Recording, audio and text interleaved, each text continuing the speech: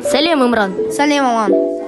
Мен бүгін далада жүргенде менің аяғымның астында көп қоқыс жатқан. Сен бұл әлемдік экологиялық позиция туралы не айта аласың?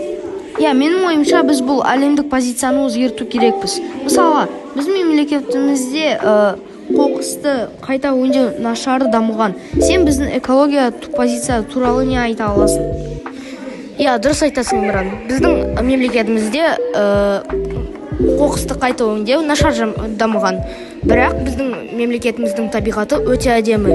Сондықтан біз өзіміздің экологиямызды жақсы сақтау керекпіз. Ол үшін не істеу керек?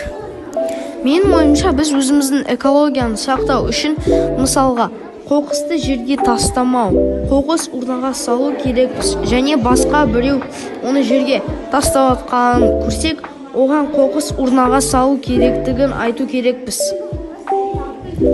Рахмет, Имран. Бұл өте пайдалы информация екен. Сау бол. Оқасы жоқ, сау бол.